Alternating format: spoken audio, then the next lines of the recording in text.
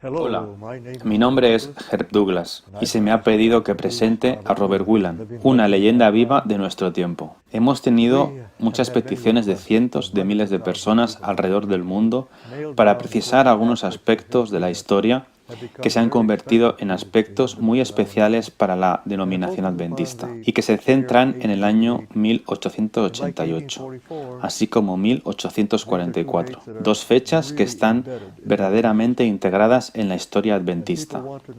Y la gente quiere saber por qué esta fecha en particular, 1888, ha llegado a ser tan importante en la historia de la denominación. Y es para ellos por lo que damos hoy nuestro enfoque. Así que les presento a Robert Whelan, ministro desde hace 45 años, escritor de cerca de 25 libros. Te damos la bienvenida, Bob. Gracias. ¿Qué has estado haciendo durante estos 45 años? Bien, son más de 45. Hay que remontarse al año 1929. ¿Fuiste siempre adventista? No, nací en un hogar luterano. Y después nos mudamos. Mi familia se mudó a una ciudad en la que no había iglesia luterana y fuimos a la iglesia presbiteriana y descubrí la verdad del sábado en la escuela dominical presbiteriana. Muy bien, toda una historia. Y me posicioné a favor del sábado. Era el único chico adventista en mi instituto durante 4 años. Así que empecé a tener luchas. ¿Por la tarde del viernes? Sí. Tocaba el violín bastante bien en aquellos días. Me pidieron que tocara en una fiesta o algo así y yo no pude hacerlo. No podía ir a ninguno de los muchos partidos que se hacían. Llamaba la atención por ser el bicho raro, continuamente durante toda la época del instituto. Después, en mi último año, la facultad me pidió que representara a nuestro instituto en el certamen académico del estado de Florida en literatura inglesa y gané el primer lugar en el estado de Florida. ¡Qué bien! Eso me dio 2 becas. ¿Dónde? En la Universidad Stetson y la Universidad de Florida. ¿Pero? Pero tuve una especie de padrino, el vicepresidente de la Conferencia General, que me conocía desde que era un niño, y me sacó inmediatamente de la Southern Union College para mantenerme lejos de esas 2 universidades. Te quedaste sin beca. Y entonces trabajé transportando cemento mojado en una carretilla y en otros 23 trabajos más para labrarme un camino en la universidad para que pudiera aprender cómo ser un misionero. Así que te graduaste. Me gradué en 1939. ¿Y continuaste? ¿En qué trabajo? Bien, una gran historia. No había trabajo, ningún trabajo. Los años de la depresión. No, ese no era el problema. No lo era. Ya había descubierto el mensaje de 1888. ¿Cómo ocurrió eso? Bien, era mi último año en la universidad. Nuestro profesor de Biblia, Lindsay A. Simmons, que había conocido a Ellen White personalmente en Australia, nos dijo un día que el evangelista más famoso que teníamos, que siempre vestía un traje blanco, atraía la atención, y que bautizaba a gente a cientos, nunca entendió los 2 pactos. Y eso me chocó. Le pregunté que si ese pastor no entendía los 2 pactos, entonces ¿quién lo haría? Y él miró al techo y miró de aquí para allá y dijo, pues no sé quién lo hará. Y yo dije, ¿dónde podríamos aprender sobre eso? Y lo he revisado recientemente. Fui a la biblioteca y cogí la revista Adventista y el Heraldo del Sábado, volumen 4 de 1939. Lo revisé todo y no había nada sobre el nuevo pacto realmente. Y dije, ¿quién ha trabajado sobre eso para que podamos aprender? Y él dijo, bueno, lo mejor que he leído fue en un libro titulado Las Buenas Nuevas, de E.J. Waggoner. Así que él trajo el libro, lo reservó para nosotros, yo lo leí. Yo era como John Wesley en aquella pequeña capilla, en aquella gran calle de Londres, como cuando Wesley leyó el comentario de Lutero sobre Romanos, y mi corazón extrañamente se calentó. Había descubierto el Evangelio como nunca antes lo había entendido. Verás, en el instituto, con todas aquellas luchas por el sábado, el director del instituto estaba molesto conmigo. Me dijo: Robert, debes leer el libro de Gálatas. Eso te enderezará en este asunto del sábado. Y yo leí Gálatas, pero no podía entenderlo. Fui a todos los campestres cada año, a la iglesia cada sábado. Nadie me explicó jamás Gálatas. ¿Ningún ministro? No. ¿Algún profesor? Nunca escuché un sermón sobre Gálatas. ¿Y entonces qué pasó? Cuando leí ese libro, comprendí al menos algo de lo que el Evangelio realmente es. Así es como empecé. Y de alguna manera, debido a mi temprana vislumbre del mensaje de 1888, que no puedo explicar ahora, no me dieron trabajo. Algo pasó, tú no sabes de esto. Pero ellos no me entendieron y pensaron que yo debía ser cocinero o algo así. Pero yo no podía dedicarme a los negocios porque había dado mi corazón y mi vida al Señor para ser misionero. Todo lo que podía hacer era salir y vender libros, colportar, en lo cual no era muy destacado. Finalmente, un director de publicaciones de la Conferencia General vino y me dijo: tú debes estar en el ministerio. Y mi padrino, el pastor Oliver Montgomery, que era el vicepresidente de la Conferencia General, me dijo: Robert, ve a ver al presidente de la Conferencia General y dile simplemente que tú tienes que tener un puesto. Sabes que tú has sido divinamente llamado al ministerio, tú tienes que tener un puesto. Pues bien, yo no pude hacer eso. No quería usar ningún enchufe para entrar en el ministerio. Así que fui y le dije que estaba disponible si me quería. Y finalmente me invitó a ser maestro de tecnología. ¿Sabes lo que es? Sí, yo lo fui una vez. ¿Ah, sí? Sí. El peldaño más bajo de la escalera. ¿Sí? Yo podía elegir entre $6 a la semana, ser también colportor, o $12 a la semana a tiempo completo. Cogí el de tiempo completo. Eso está muy bien. Y así es como empecé en el ministerio, gracias al Señor. ¿Y después? Bien, ¿Cuál fue la primera iglesia? la primera iglesia fue en San Agustín, Florida, y Vanel, Palatka, un distrito pequeño. ¿Cuánto tiempo estuviste allí? Estuve cerca de 9 meses y después fuimos llamados a ir a África. Es asombroso. Fuiste llamado a ir a África. ¿A hacer qué? Solo a ser un misionero de bajo nivel, a trabajar en Uganda. ¿Qué año fue? Fuimos llamados, fuimos allí en 1945. ¿Alguien te dijo lo que tenías que hacer? ¿Qué hiciste? Sí, teníamos un director de la misión de Uganda que me instruyó en lo que tenía que hacer y me llevó a mi pequeña estación misionera en Kokoro, al este de Uganda, y nos dejó a los dos allí.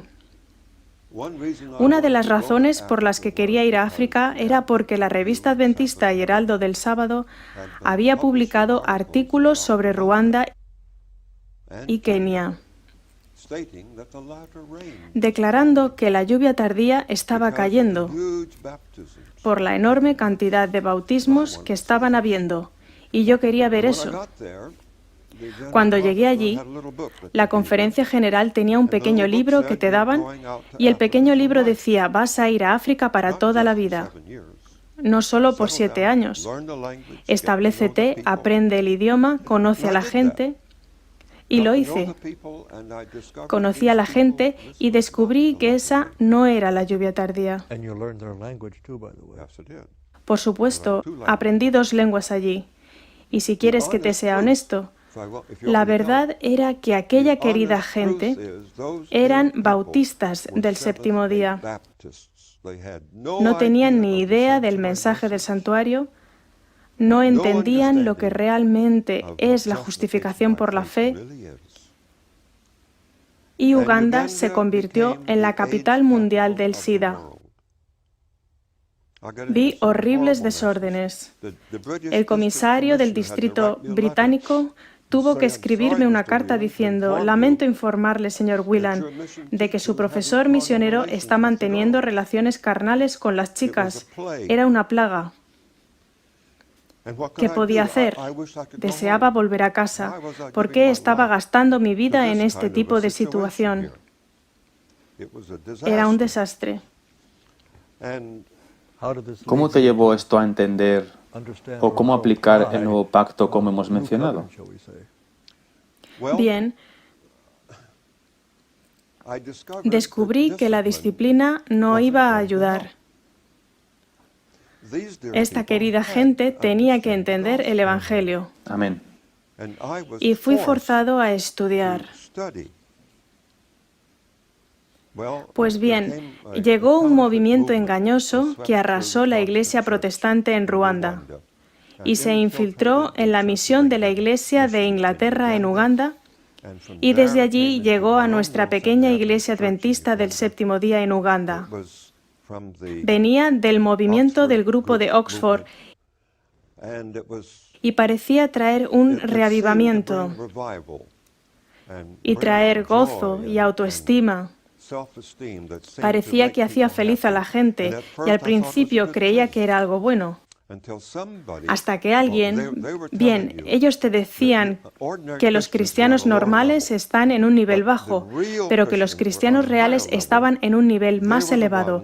Eran los únicos que decían: somos salvos, sois salvo, aleluya. Y cantaban una pequeña canción y bailaban dando unos saltos. Entonces estaban en ese nivel más elevado. Y alguien me indicó que en el libro Palabras de Vida del Gran Maestro se nos dice que nunca pensemos en decir soy salvo. Eso es engañoso. Y yo me di cuenta que estaba equivocado. Y me tomé el trabajo de estudiar, y cuanto más estudiaba, más me daba cuenta de lo que estas personas necesitaban comprender. Y era lo que ocurrió en la cruz. No estuvimos mucho, 3 años. Y después, a través de una misteriosa providencia, se nos dio la oportunidad de ir a casa de permiso. Fuimos allí para 7 años, pero técnicamente estábamos bajo la División Europea del Norte, que te daba solo 3 años y medio y después 6 meses de permiso. Y elegimos esto. Sin embargo, tuve que enfrentar ese movimiento fanático allí y descubrí la idea del ágape. Nunca aprendí eso en la universidad. ¿Qué significa ágape? El amor de Cristo nos constriñe. Segunda de Corintios 5:14. La palabra griega ágape, lo que encontré en ese libro de Andrés Nygren, ágape y eros. Algún misionero volvía a casa, a Inglaterra, estaba vendiendo sus libros y tenías que pagar un chelín y me rondaba por la cabeza. No lo entendí al principio, pero lo llevé conmigo en mis largos safaris en el monte y estudiaba hasta que finalmente capté la idea y empecé a predicar eso a los africanos. Y lo que pasó en la cruz, lo que Jesús hizo por nosotros, cómo justificó al mundo entero por su sacrificio. Y también lo que había descubierto sobre el mensaje de 1888 al leer las buenas nuevas que Cristo, en su encarnación, tomó nuestra naturaleza caída pecaminosa, lo que significó que yo pudiera decir a esa gente en Uganda: Cristo fue tentado como tú lo eres. Sí, Él fue tentado sexualmente como un hombre también. Y Él condenó al pecado en la carne caída y pecaminosa. Romanos 8:4. Romanos 8:4. Y empecé a predicar eso. Y el Señor bendijo. Por primera vez vi lágrimas cayendo de las mejillas de los africanos. ¿Por qué? Porque prediqué sobre lo que había ocurrido en la cruz. Sus corazones fueron conmovidos. Algo estaba pasando. Ahora bien, yo no trastorné el mundo, no estoy diciendo eso, pero descubrí que la predicación de la cruz impacta los corazones humanos. Después volvimos a casa de permiso. ¿Y te digo lo que pasó? Obviamente. No fuiste a plantar patatas. Fui al seminario, a nuestro seminario teológico, que entonces estaba en Tacoma Park, y me matriculé en la clase de justificación por la fe, ¿Por qué? porque quería aprender sobre eso. El profesor era una persona maravillosa. Nunca antes le había escuchado predicar. Solo tenía 33 años, como yo. Y al principio pensé, este hombre es nuestro Josué, que nos guiará a la tierra prometida. Era absolutamente maravilloso.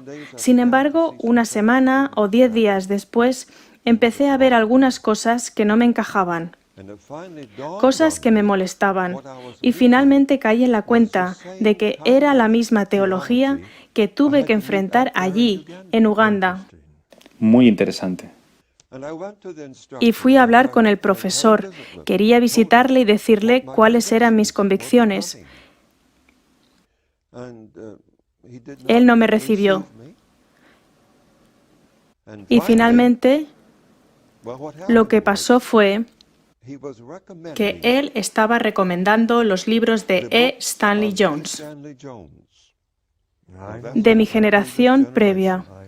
Yo conozco esos libros. Sin embargo, E. Stanley Jones fue el Rick Warren de aquella generación, el gran líder evangélico. Y leí los libros de E. Stanley Jones para ver lo que él decía.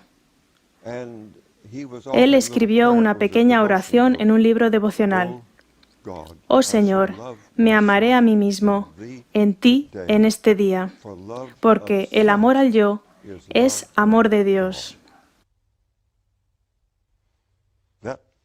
Eso me despertó. Y también cuenta que fue a la tumba de su abuela y se comunicó allí con ella. Y por todas partes estaba esa idea de la autoestima.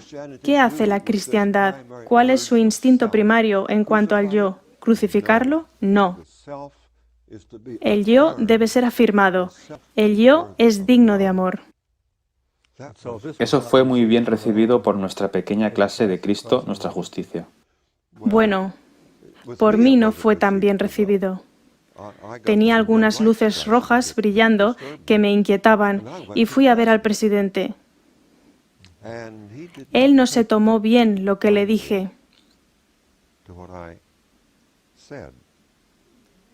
Y ahí empezó para mí estos 50 años y alguno más de pruebas y a menudo de ser malentendido, a lo que te referías hace un momento. Un manuscrito recientemente puesto en circulación se convirtió en un libro escrito en aquella época que precipitó la Conferencia de Biblia de 1952, la cual fue internacional. Lo fue. ¿Cuál era ese libro? Bien, la división del sur de África había determinado que Donald K. Short y yo fuéramos delegados en la sesión de la Conferencia General de 1950 en San Francisco. ¿Quién era Short? Donald K. Short era el director misionero de la estación misionera más grande en África en ese momento. Viajamos juntos en barco, así que nos familiarizamos y hablamos un poco. No éramos amigos en absoluto, pero ambos nos oponíamos a recibir concesiones del gobierno para nuestras escuelas. Ambos nos oponíamos a bautizar un gran número de personas sin instruirlas. Más o menos teníamos las mismas convicciones sobre la obra misionera. Y cuando llegamos a la sesión de la Conferencia General de 1950, asistimos a todas las reuniones de la sesión previa, las cuales eran predicaciones centradas en Cristo. Escuché atentamente Y caí en la cuenta de que aquellas predicaciones centradas en Cristo que estábamos escuchando era la teología de las iglesias evangélicas guardadoras del domingo sobre justificación por la fe, y no lo que Dios nos dio en 1888. Me he dejado un detalle. Antes de dejar el seminario, fui al White State para pedirles si podía ver lo que Ellen White tenía que decir sobre 1888. Arthur White estaba afuera, estaba en Sudáfrica, pero era D.E. Robinson quien estaba a cargo. Y él dijo, no, bueno, no solemos dejar a la gente leer esos materiales porque son bastante controvertidos. Pero yo no me fui, me quedé allí. Y él me dijo, ¿qué quieres saber? Dije, he estado en el seminario y he escuchado cosas que son contradictorias. Me gustaría saber lo que Ellen White dijo. Bien, dijo él, ¿quién es usted? Y dije, soy el presidente de la misión de Uganda. Conozco a su hijo Virgil. Ambos fuimos miembros del Comité de la Unión Africana. Muy bien. Pasé y me trajo una carpeta que contenía mucho del material que era muy significativo, al menos en aquellos 4 enormes volúmenes que fueron publicados, materiales de 1888. Leí su diario, sus cartas, documentos que daban una imagen totalmente diferente de lo que yo había visto en el seminario. Lo sé muy bien. Le pregunté si podía hacer una copia. Él dijo sí, si no la publica. Yo dije, no tengo ninguna intención de publicarlo. Así que llevé mi máquina de escribir portátil y mecanografié como un loco hasta las 5 en punto. Le pregunté si me lo podía llevar esa noche a mi casa y traerlo de vuelta al día siguiente. No, debe volver donde estaba, puede finalizar mañana. Pero al día siguiente él no me lo volvió a dar, pero no me pidió que le entregara mis notas. Y aquellas notas fueron la base de un manuscrito que escribimos para el Comité de la Conferencia General, titulado 1888 reexaminado. Lo presentamos a los hermanos de la Conferencia General el 16 de septiembre de 1950. Les dimos 16 copias. Si hubieras podido visitar las oficinas de la Conferencia General aquella siguiente semana, hubieras encontrado a hermanos leyendo aquel manuscrito. Eso es a lo que ese hermano se refería, que precipitó la discusión de acá para allá, pros y contras, que finalmente llevó a la Conferencia Bíblica de 1952. Ese fue el antecedente. Y hubieron oradores que hablaron sobre este punto, de lo que queremos decir por la justicia de Cristo. Sí que hubieron. Hubo una clara presentación sobre los 2 pactos en la sesión de 1952, así es. ¿Y qué pasó después? De alguna manera tendrías que haber sido exonerado. No, no lo creo. Porque en 1950, cuando los hermanos leyeron el manuscrito, sabían que éramos leales a la Iglesia. Ellos temían que no fuéramos leales. Pensaban que íbamos a ser problemáticos o algo así. Y cuando leyeron 1888 reexaminado, ellos supieron definitivamente que sí, nosotros éramos absolutamente leales a esta Iglesia. Nos volvieron a enviar a África con su bendición. Sin embargo, nos pidieron que no enseñáramos el mensaje de 1888. En lugar de eso, vuelvan y prediquen la justificación por la fe. Creo que se referían a la versión evangélica. Sin embargo, en 1951 respondieron negativamente a nuestro manuscrito y nos pidieron que no lo pusiéramos en circulación. Mientras tanto, algunas copias, habíamos enviado unas pocas copias, nosotros las habíamos encuadernado y enviamos unas pocas copias a amigos íntimos personales y ellos les dieron salida y circularon. Y se creó la controversia. Hasta que finalmente, en 1987, lo revisamos y lo publicamos en un libro. Así que este es el antecedente de 1888. ¿Tienes algunos detalles significativos entre 1952 y los años 70, podríamos decir? ¿Te afectó de alguna manera en lo que respecta a la correspondencia que mantuviste con el liderazgo de la Conferencia General? Tuvimos una constante correspondencia con la Conferencia General. Recibimos cartas que eran muy críticas. Se oponían fuertemente a las posiciones teológicas que habíamos extraído de los escritos reales de Jones y Wagoner. ¿Dudaste en cuanto a si realmente debías dejarlo y predicar Daniel 2 o algo así? Pero seguiste centrado en lo que pensabas que era el mensaje que necesitaba la Iglesia Adventista del Séptimo Día y el que el mundo necesita. En cuanto a qué clase de Dios estaba a cargo del universo. ¿Qué tipo de Dios moriría en una cruz? ¿Y qué significa todo esto para nosotros en cuanto a prepararnos para la traslación?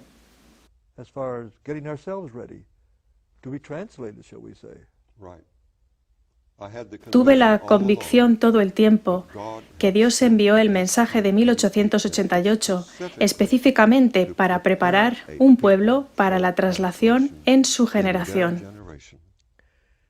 ¿Puedes darnos una visión general, una vista panorámica de a lo que nos referimos con el mensaje de 1888? El mensaje de 1888 es el más precioso, según dijo Ellen White. Esas fueron sus palabras. Los dos jóvenes mensajeros que el Señor envió con el mensaje tenían credenciales divinas, dijo ella.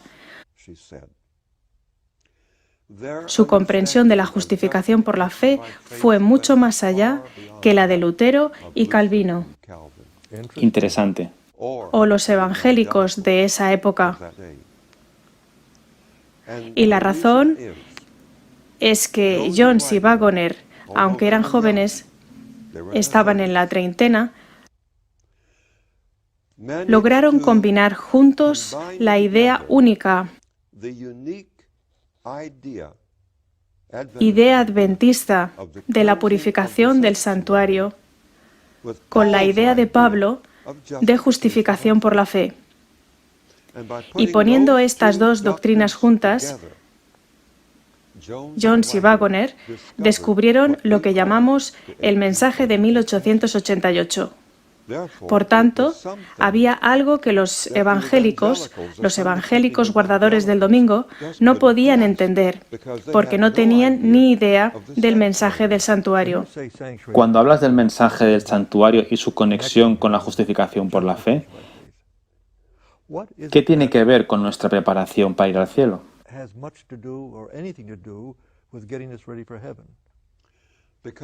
Porque el santuario celestial nunca podrá ser purificado hasta que, en primer lugar, todos los corazones del pueblo de Dios sean purificados. En otras palabras, somos un poco como ese santuario del que Dios está preocupado. Hay un santuario en el cielo. Hay literalmente un santuario en el cielo. Pero el sumo sacerdote nunca podrá tener éxito en la purificación de aquel santuario, del registro de nuestros pecados, antes de que, en primer lugar, todos esos pecados sean erradicados del corazón humano. Así que no se trata de pecar y arrepentirse y volver cada sábado, arrepentirse otra vez y después volver a pecar más. La idea general en la Iglesia hoy, siento decirlo, es que es imposible vencer realmente el pecado per se. Lo mejor que puedes hacer es continuar arrepintiéndote. Y solo decir a la gente que Jesús pagó por todo de todas maneras. Estoy intentando diferenciar entre lo que dices, lo que están diciendo Jones y Wagoner y lo que la Iglesia evangélica dice. La Iglesia evangélica dice, Jesús te perdona. Y tú vas y vuelves a pecar, porque tú nunca podrás realmente vencer al pecado per se. Jones y Wagoner dijeron que la doctrina adventista de la purificación del santuario significa que es posible vencer así como Cristo venció. Es posible para una generación prepararse para ser trasladados. ¿Y es bíblico? Jones y Wagoner dicen que es bíblico. Estoy completamente convencido que es bíblico. Es una enseñanza de este libro santo. ¿Puedes darnos un texto que lo exprese Sí. claramente? Quizá Apocalipsis 3:21. Bien, parece que empezaremos aquí con un pequeño estudio bíblico. Apocalipsis capítulo 3, versículo 21. Al que venciere le daré que se siente conmigo en mi trono. En otras palabras, ¿Cuál es la siguiente frase? así como yo he vencido y me he sentado con mi Padre en su trono. Encontramos algo tremendo aquí. En primer lugar, es posible vencer incluso como Cristo venció. Y número 2, nos dice que Cristo venció. En otras palabras, Cristo tenía una constante lucha con el yo, como nosotros tenemos una lucha con el yo. Y mientras que nosotros cedemos al yo, cedemos a la voluntad del yo. Jesús nunca lo hizo. Él siempre condenó al pecado en nuestra carne caída y pecaminosa. Y número 3, aquellos que venzan estarán invitados a participar con Cristo en los últimos eventos de la historia humana.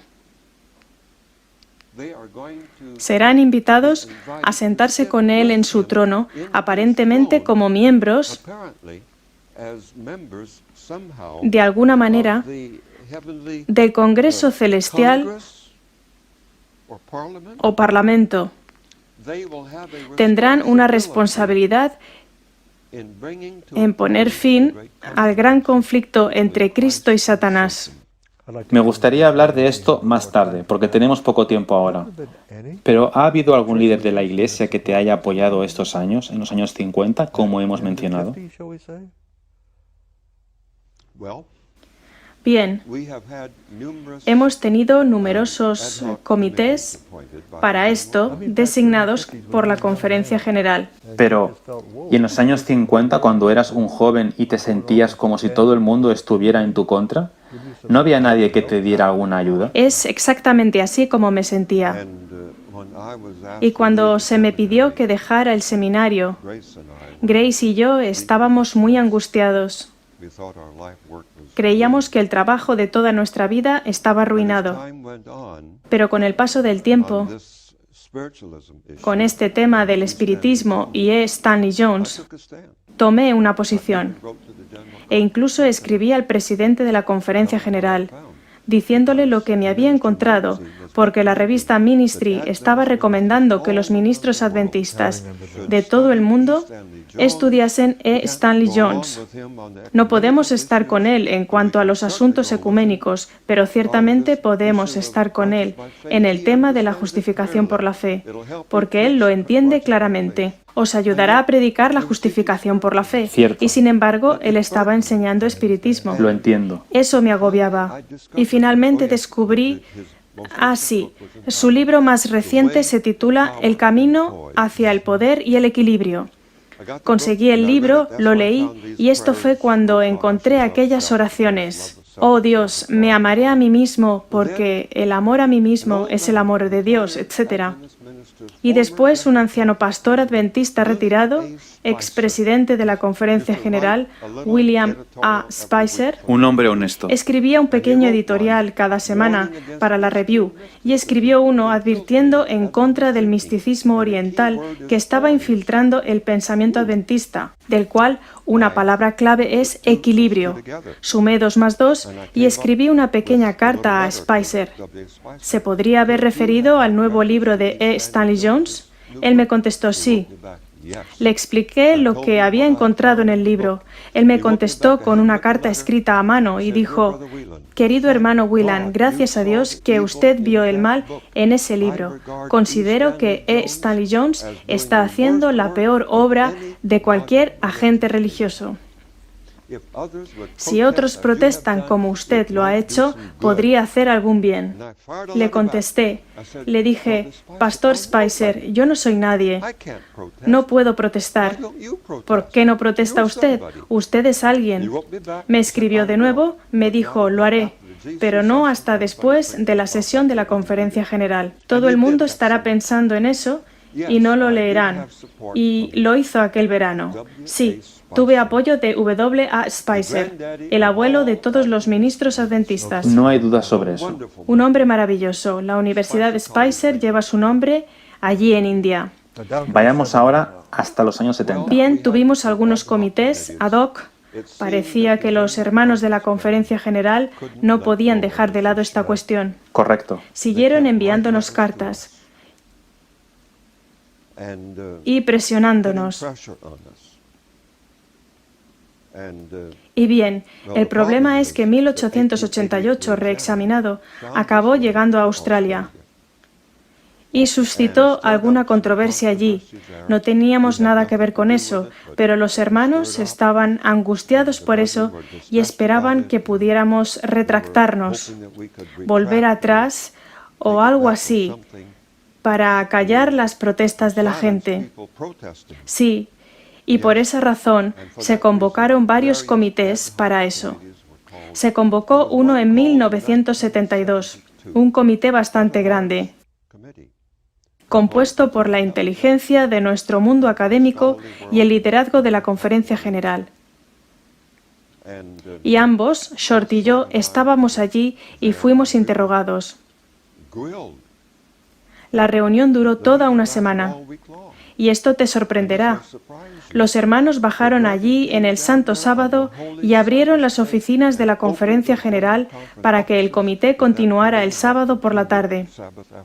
Estaban tan molestos por este tema y me preguntaste si tuvimos algún apoyo. Pues bien, la totalidad del comité, que era un grupo bastante grande, se oponía totalmente a nosotros, excepto dos. Hubo dos hombres que se levantaron temprano por la mañana y reescribieron lo que ellos entendieron que eran nuestras tesis y nos apoyaron en una manera hermosa. Me acuerdo que yo estaba allí, lo vi todo. Ahora te diré quiénes fueron esos dos. Uno era Marvin Maxwell, el hijo del tío Arthur, y el otro fue Herbert Douglas. Un tiempo interesante, pero hemos tenido algunos vicepresidentes de la Conferencia General que realmente nos apoyaron, aunque es posible que no hayan querido salir adelante. Ellos no salieron del armario. Correcto, pero nos apoyaron. Y sí, hoy en día tenemos muchos pastores que nos apoyan. Hay uno que es pastor de la iglesia Hayward, justo aquí en el norte de California, que nos apoya maravillosamente. Hizo un estupendo escrito. Y hay otro pastor de la iglesia de Oakhurst, que es miembro de nuestro pequeño comité, y después pastores esparcidos por aquí y por allá, que abiertamente se identifican con nosotros. Pero hay muchos pastores que leen nuestros escritos y dicen amén. Sus corazones responden y creen, pero no han salido todavía del armario. Pero creo que están en el camino. El Señor está obrando y tengo la confianza absoluta de que el Señor va a llevar a esta iglesia al arrepentimiento y a la aceptación de este preciosísimo mensaje. Ahora bien, Bob, hemos estado diciendo durante más de 150 años que el Señor está cerca. Su venida está a las puertas. ¿Tenemos algún problema con el lenguaje? ¿Cómo puede algo estar cerca, incluso a las puertas, durante 150 años? ¿Hemos estado equivocados? Ojalá que 12 o 13 millones de personas hiciera esta pregunta alrededor del mundo. Ojalá que nuestro pueblo en Norteamérica, donde el movimiento empezó, se parara y pensara en lo que tú acabas de decir. ¿Podemos otros 500 o 1000 años seguir diciendo que la venida del Señor está cerca? No tiene sentido. Ellen White declara que si el mensaje de 1888 hubiera sido aceptado por el liderazgo de la Conferencia General, el Señor podría haber llegado alrededor de 1893. Me preguntarás dónde está esto, y está en el boletín de la Conferencia General de 1893, página 419, y lo dijo muchas veces. Al menos 40 veces que yo Correcto. sepa. Y finalmente, después del cambio de siglo, ella tuvo que declarar que teníamos que permanecer en este mundo por muchos años más debido a nuestra insubordinación al Señor. Y creo que ya ha pasado demasiado tiempo. No veo ningún sentido en continuar siendo un cuerpo de iglesia que ama el mundo, tibia, que ama al yo, por otros 25 o 50 años. No veo la finalidad de esperar tanto tiempo. ¿Está esperando a que el mundo esté peor, que se añada más y más maldad, y cuando sea demasiado, Él vendrá, de todos Espero modos? que no tengamos que esperar tanto. Pero es esa la forma en que se piensa. Bien, no puedo creer la descripción bíblica y la comprensión de Ellen White del final de la obra de Dios, y que Cristo, como el novio celestial, va a tener que llevarse por delante a su futura esposa, cogerle por el pelo y arrastrarla al altar. No puedo ver que esa sea la imagen en la Biblia. Entonces, ¿la Biblia dice algo sobre por qué Dios espera? Sí, en Apocalipsis 19, versículos 7 y 8, leemos sobre aquellos grandes coros de aleluya. 4 de ellos: gocémonos y alegrémonos y démosle gloria, porque han llegado las bodas del Cordero, y su esposa se ha preparado, ella misma. Por lo tanto, la única razón por la que el Señor Jesús todavía no ha venido es porque su futura esposa no se ha preparado. Juan habla mucho sobre el sellamiento de este grupo de gente. Palabras interesantes. Hay algo quizá en Apocalipsis 7 que esté unido con lo que acabas de decir. En Apocalipsis 7 lees sobre 4 ángeles que están comisionados para detener los 4 vientos de contienda hasta que hayan sellado a los siervos de Dios en su frente. Y son los 144.000 sellados, que espero que sea un número simbólico, no literal. Entonces, ¿estás diciendo que Dios está refrenando la entropía natural del mal y la continua miseria en este mundo? ¿Está refrenando mucho de esto porque Él no tiene suficiente pueblo para ser sellado?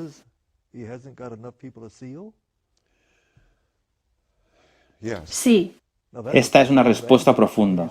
Cuando dices sí. y no solo suficiente pueblo sellado. Quizá nadie esté sellado todavía, no lo sé. Pero ni tú ni yo podemos conducir hacia casa con seguridad por la autopista si no fuera porque Dios está deteniendo los 4 vientos de contienda un poco más. Pero ¿quiénes son esas personas? No tenemos ningún tipo de descripción de qué tipo de pueblo está Dios intentando sellar. Bien, cuando ellos son sellados, tenemos una descripción, sí. En sus bocas no fue hallada mentira, pues son sin mancha delante del trono de Dios. ¿De dónde sacas eso? No lo digo yo ni Ellen White, lo dice la Biblia. Apocalipsis 14, versículos 4 y 5. Un grupo de personas que vence como Cristo venció, que le siguen por donde quiera que va. Donde quiera que la verdad los dirija. Donde quiera que la verdad los dirija. El yo es crucificado con Cristo.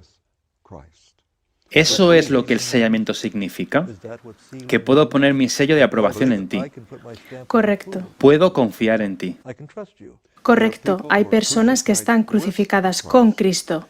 En otras palabras, para mí dice que hay personas que finalmente entienden lo que ocurrió en la cruz cuando Jesús murió. ¿Qué dice que él escribe en sus frentes? Escribe el nombre del Padre.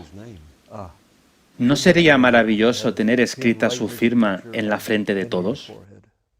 Eso se hará. Este es mi pueblo. Puedes confiar en ellos. Espero que no sea un número literal.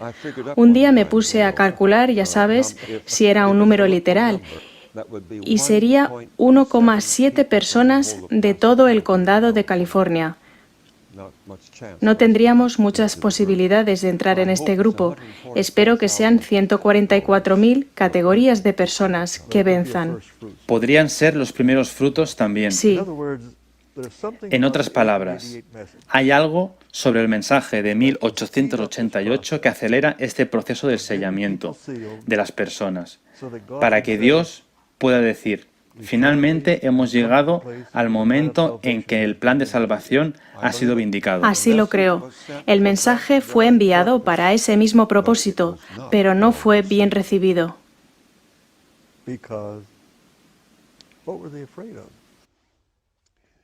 Bien, hubo una serie de factores involucrados. Por un lado, los líderes de la Iglesia eran hombres con pelo canoso y los dos mensajeros que trajeron este preciosísimo mensaje eran jóvenes. Mira que nosotros tenemos el pelo canoso ahora. Lo sé, lo cual significa que tú y yo estamos en una situación muy peligrosa, porque son los hombres viejos los que hacen estúpidos errores.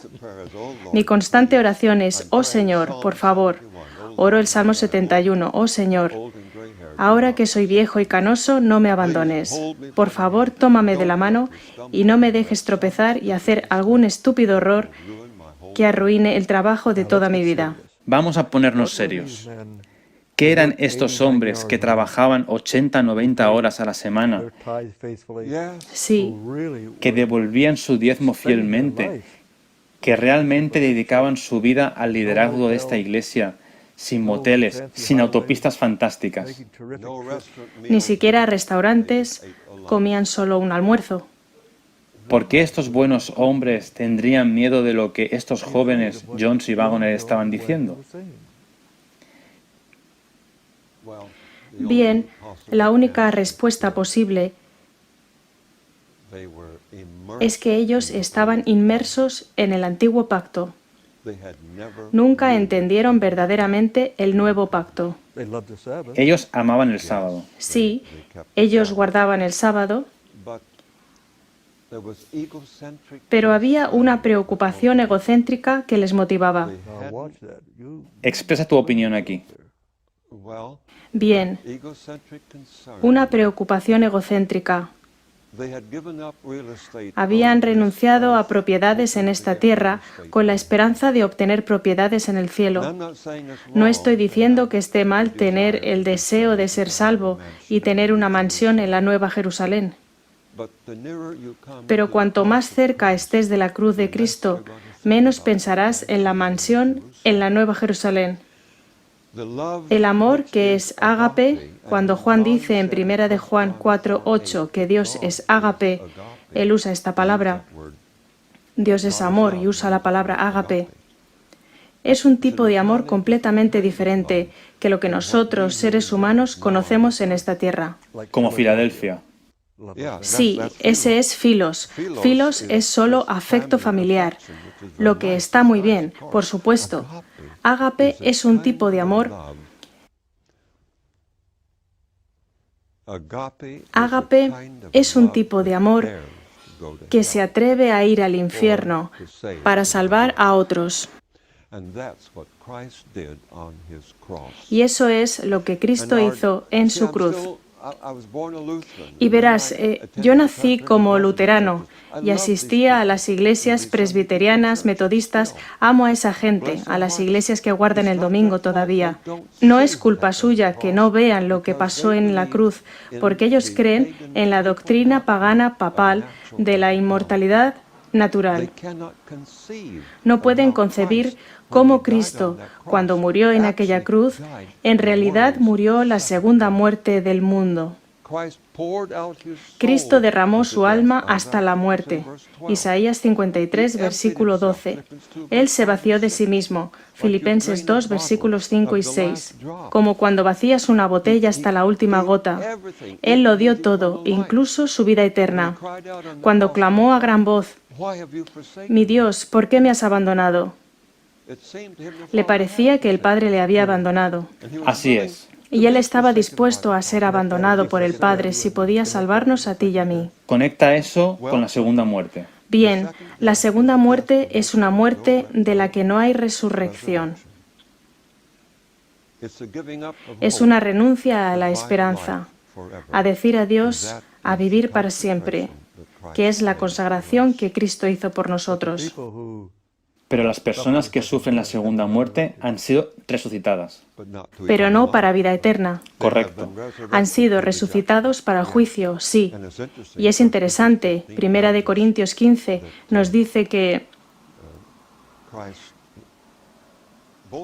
ambas resurrecciones son en Cristo.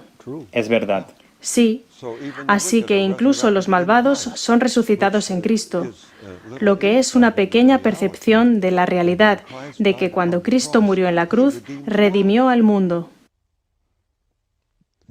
Pero ahora, en la segunda resurrección, llega el momento real. La realidad está verdaderamente ante ellos. Esto es lo que han perdido. Así es, en Apocalipsis 20, versículo 12, los libros son abiertos. Y todos los secretos de estos libros son revelados abiertamente. ¿Por qué tiene que pasar esto? Esto tiene que pasar para que el gran conflicto finalice. Porque si ha quedado alguna duda sobre el carácter de Dios, del ágape, del amor, el pecado puede resucitar otra vez. O ser injusto. O ser injusto, sí. Y cuando los malvados finalmente se vean a sí mismos como en realidad son,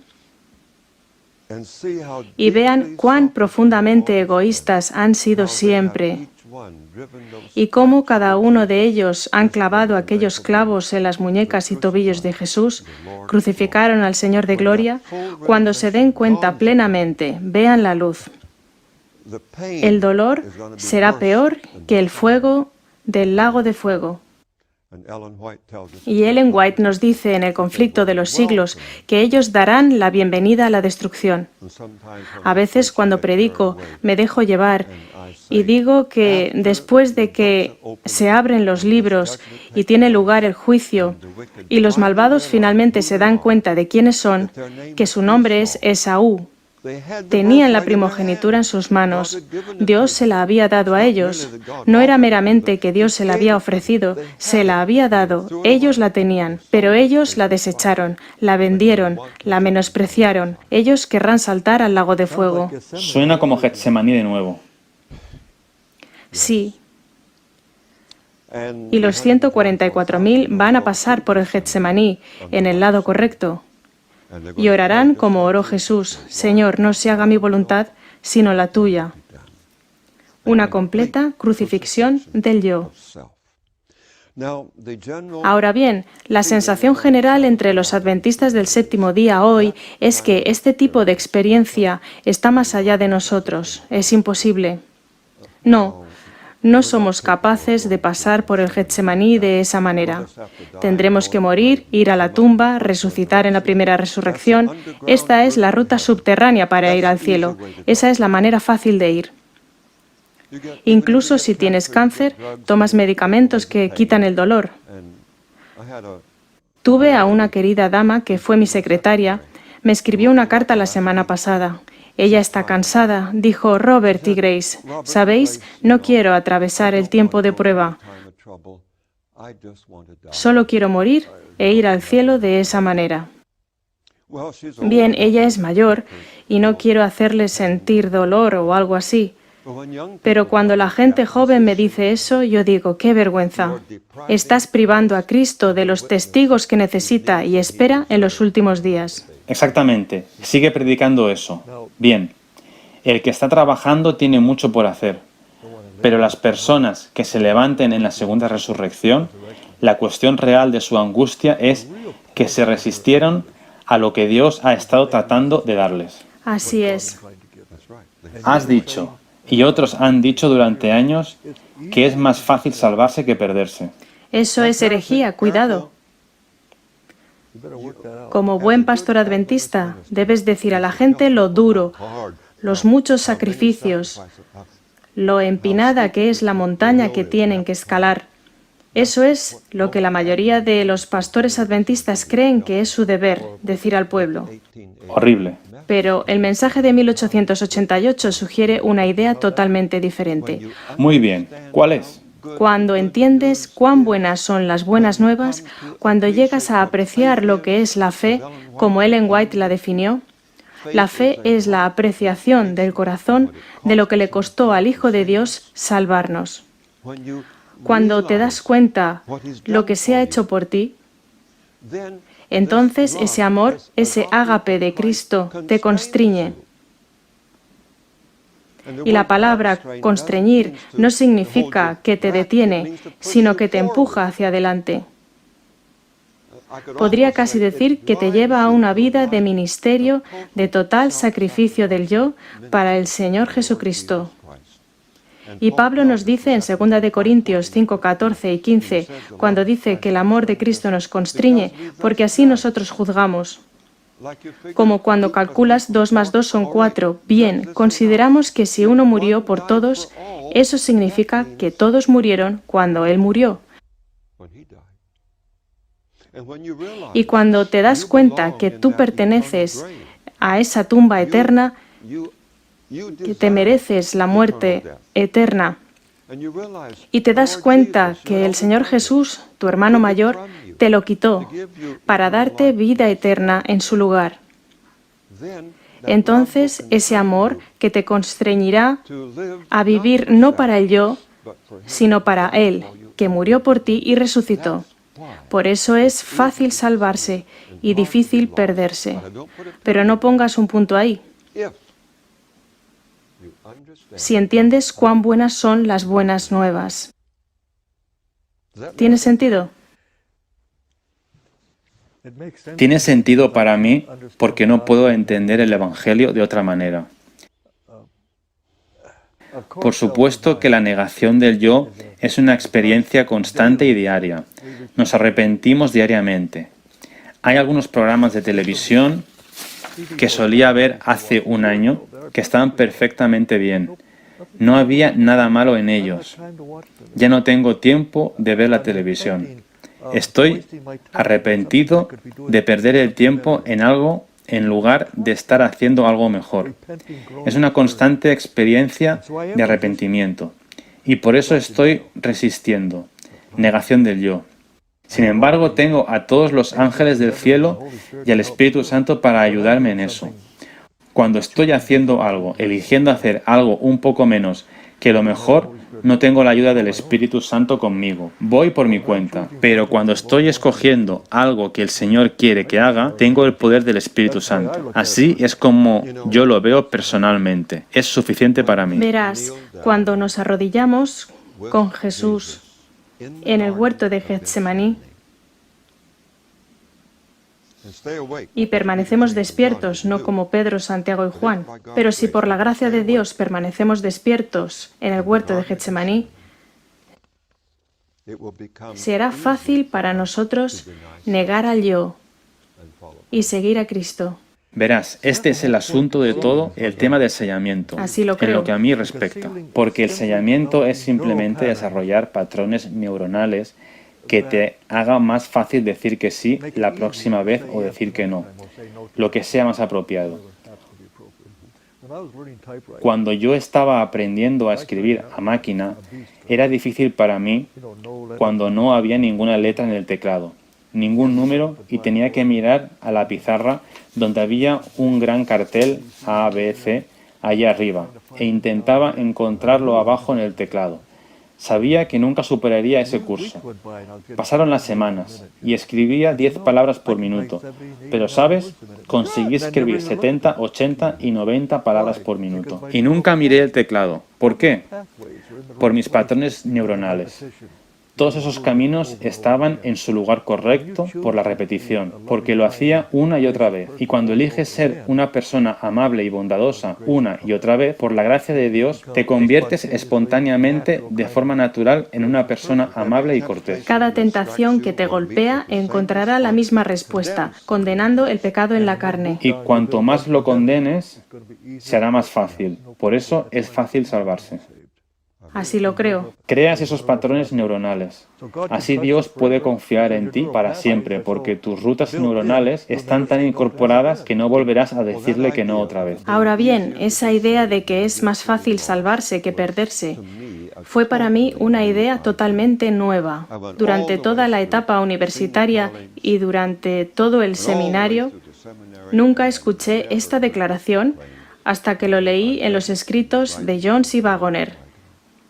Ambos tenían esta idea. Estoy de acuerdo, y así lo recoge El Camino a Cristo y en otras partes con la misma redacción. Bien, está en el Discurso Maestro de Jesucristo, página 139 en inglés. Hay una declaración muy clara, porque la mayoría de la gente tiene la idea que Ellen White está especializada en decir lo duro que es seguir a Jesús. La gente tiene esa idea, que ella lo hace aburrido y lo más difícil posible. Eso es porque no leen sus escritos. Bueno, no tanto como debieran, pero en la página 139 dice: no deduzcamos, sin embargo, que el sendero ascendente es difícil y la ruta descendente fácil. ¿A todo lo largo del camino que conduce a la vida eterna? No, a todo lo largo del camino que conduce a la muerte hay penas y castigos, hay pesares y chascos, hay advertencias para que no se continúe. El amor de Dios es tal que los desatentos y los obstinados no pueden destruirse fácilmente. Cierro comillas. Te contaré mi propia experiencia personal, mirando también a la experiencia de 1888 y viéndome a mí mismo aprender más sobre el tema del gran conflicto y ver cómo Ellen White lo desarrolla para mí. Me ha hecho una persona más tranquila y feliz. No podría ser más feliz conociendo lo que conozco hoy. Gracias a Dios. Y de alguna manera el Señor ha puesto en todos nosotros que quiera responder a su sencilla invitación a hacer conocer esta felicidad. Se es más feliz siguiendo a la verdad donde quiera que te lleve. Y yo tengo esta convicción, que si solo hubiéramos dejado que el pueblo supiera cuál es este preciosísimo mensaje y lo entendieran, producirían el evangelismo más eficiente que hemos soñado. Porque cada miembro de iglesia que acepte este preciosísimo mensaje se convertirá en un evangelista en lugar de él mismo. La anciana compartirá el mensaje con sus vecinos. Porque será feliz por primera vez en su vida. Sí. Y aquellos que enseñan a los niños y niñas en la cuna, en el jardín de infancia y en las clases primarias, en lugar de predicar ideas del antiguo pacto, les darán el exuberante y gozoso mensaje del nuevo pacto, y el club de exploradores será transformado. Muy bien, Bob. Creo que ha llegado el momento en el que expliques en mayor detalle lo que quieres decir con las diferencias entre el antiguo pacto y el nuevo pacto.